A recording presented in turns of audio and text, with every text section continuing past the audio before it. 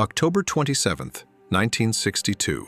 A single decision made in the darkness of the Caribbean Sea would determine whether humanity lived or died. Inside a suffocating Soviet submarine, three men stood in front of a nuclear weapon powerful enough to wipe out an entire U.S. fleet and trigger a global nuclear war. Two of them voted to launch. Only one said no. His name was Vasili Arkhipov, and his refusal saved the world. This is the true story of the man who prevented nuclear war, a man almost erased from history, yet responsible for the survival of every person alive today. After World War II, the United States and the Soviet Union entered a silent struggle, the Cold War. Two superpowers fueled by fear, suspicion, and nuclear weapons. Both sides built more nuclear weapons every year. Both feared the other could strike first, and both prepared for the worst. By the early 1960s,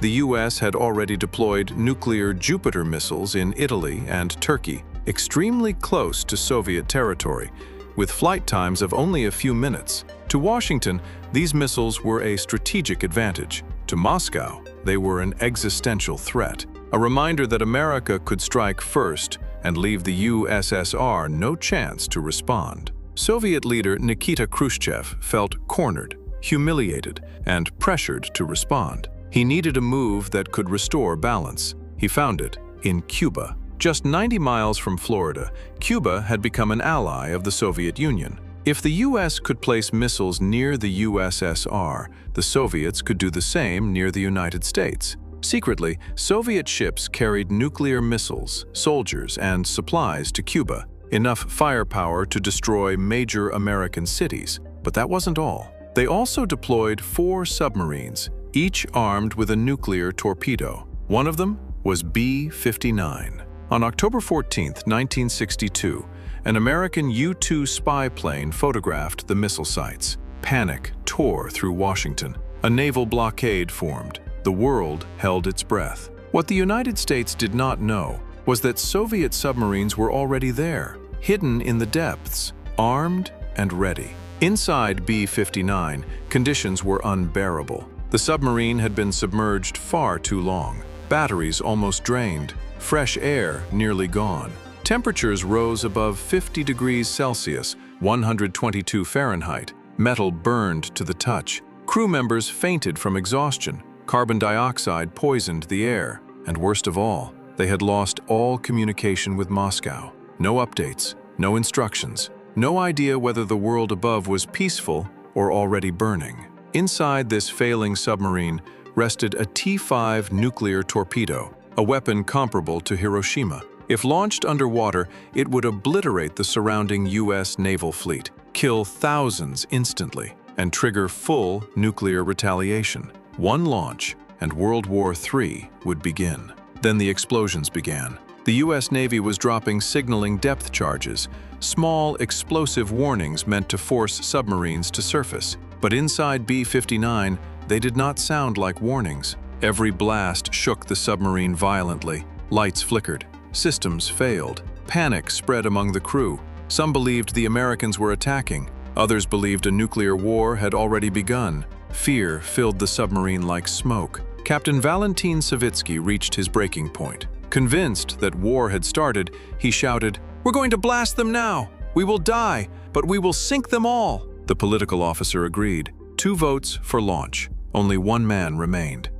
The most important no in human history. In that boiling, suffocating submarine, surrounded by chaos and fear, Vasili Arkhipov refused to give his approval. He refused to authorize the launch. He argued the explosions might be warnings, not attacks. He insisted they surface to confirm the situation. His calm overcame chaos. His reason defeated fear. His refusal stopped World War III. But what made Arkhipov resist when everyone else was ready to launch? Here is where his story becomes extraordinary. Lesser-known fact number 1. He had already stopped a nuclear disaster once before, during the K-19 submarine accident, where he saved his crew while suffering deadly radiation exposure. He had faced the worst and survived. Lesser-known fact number 2.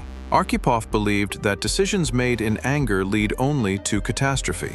Among sailors, he was known as the quiet anchor, the man who stayed calm when others lost control. Lesser-known fact number 3. Unlike most officers, he understood American naval signals. He sensed the explosions around B-59 were warnings, not the first shots of a nuclear war. His life experience, his intuition, his character, everything pointed him toward calm. And because of that calm, the world survived. But what if he had said yes? If Arkhipov had approved the launch, the nuclear torpedo would have detonated beneath the U.S. fleet. American destroyers, aircraft carriers, thousands of sailors, all gone in an instant. The United States would retaliate immediately. Nuclear strikes on Cuba. The Soviet Union would strike Europe. NATO would counterattack. Missiles would streak across continents. Cities would burn. Tens of millions would die within hours. Then, nuclear winter would begin.